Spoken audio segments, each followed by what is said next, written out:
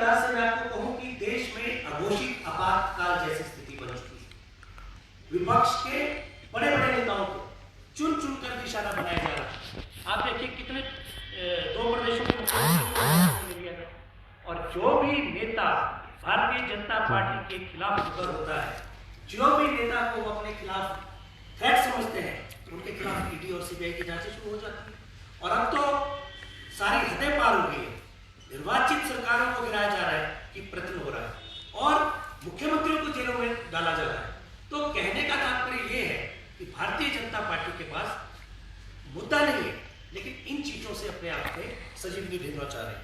और इसी तरह मैं आपको बताऊं, हिमाचल के परिप्रेक्ष्य में बात करेंगे, लेकिन पहले आप बताइए कि जो कहा करते थे 15 लाख जुमला साबित हो गए, पेट्रोल डीजल की कीमतें जो आसमान छू रही है और रुपया अपने न्यूनतम स्तर पे आ चुका है। तो आप देश की प्रगति का आकलन कर सकते हैं कि देश आगे बढ़ रहा है या फिर पीछे हट रहा है। तो हिंदुस्तान में आज एक विचारधारा प्रचार कर रही है। अब भारतीय जनता पार्टी इस बात पे आ चुकी है कि अगर इंडिया गठबंधन, जिसको लगातार देश के अंदर समर्थन मिल रहा है, अगर इंडिया गठबंधन की सरकार बनती है तो ये 6 महीने चलेगी।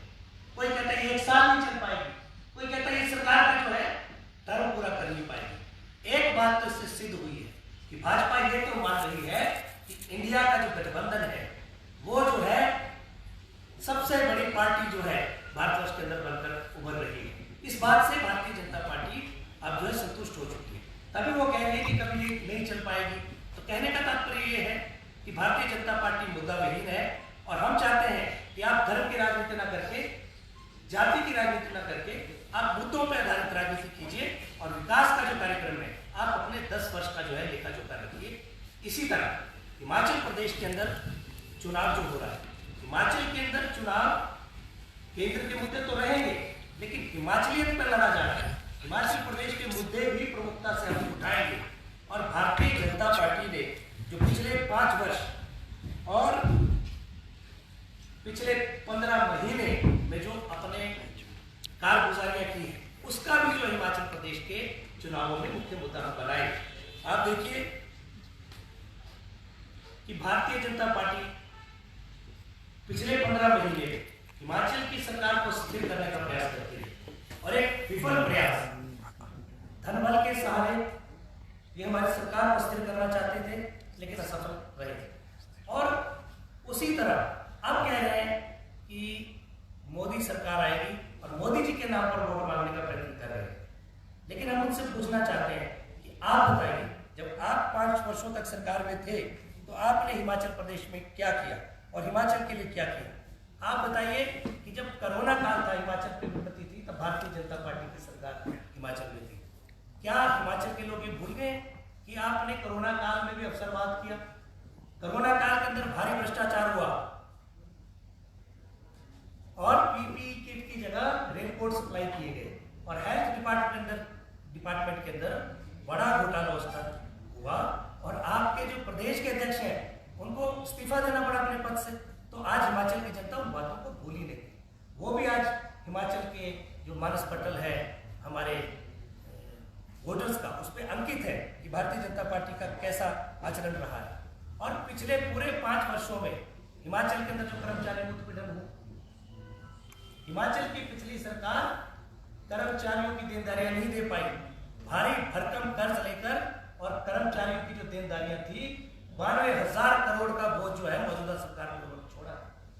लेकिन जैसे ही हिमाचल की जनता ने हमें जनादेश दिया, कांग्रेस की सरकार हिमाचल में स्थापित हुई, हमने एक विकास पथ पर आगे बढ़ते हुए एक विकास का कार्यक्रम को आगे बढ़ाने का भरसक प्रयत्न किया और अपने साधनों से, अपने सीमित संसाधनों से प्रदेश को प्रगति के पथ पर आगे बढ़ाया। और जिसमें इतनी बड़ी विविधता, जो सदी की सबसे बड़ी विविधता है, वो हिमाचल में है। फिर भी हमने अपने संसाधनों से, आज तक इतिहास में ऐसा नहीं हुआ, हमने हिमाचल सरकार के साधनों से 4500 करोड़ का बड़ा आर्थिक पैकेज जो है हिमाचल की जनता को राहत के रूप में दिया। और जो पहले छोटी छोटी राहत विपदाओं के अंदर हुआ करती थी, उसका आकार बड़ा किया और लोगों को इतनी राहत राशि मुहैया कराई कि जिसका घर पूरी तरह से क्षतिग्रस्त हो गया है वो अपना घर बना सके। इतनी राशि उसको मुहैया कराई कि जिसकी जो मकान टूटा है वो मकान बना दे, और जिसका जो पार्शियल डैमेज हुआ है उसकी भी हमने राशि बढ़ाई है। तो हिमाचल सरकार ने ये अपने साधनों से किया।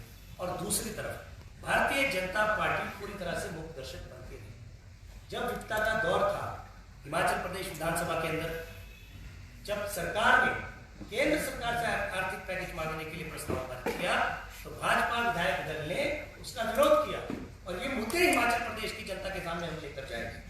और इसी तरह से आप देखिए कि ओपीएस के 9,000 करोड़ रुपए अभी भी केंद्र सरकार के पास फंसे हैं, और भारतीय जनता पार्टी के लोग उसको दिलाने में कोई प्रयास नहीं कर रहे। उल्टा पूरे 15 महीने में अगर विपक्ष के नेताओं ने कोई कार्य किया है तो हमारी केंद्र से आने वाली राशि को रुकाने का किया है।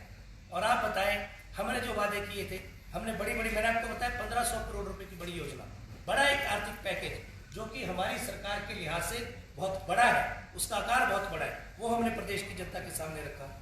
और हमने ओपीएस बहाल करी।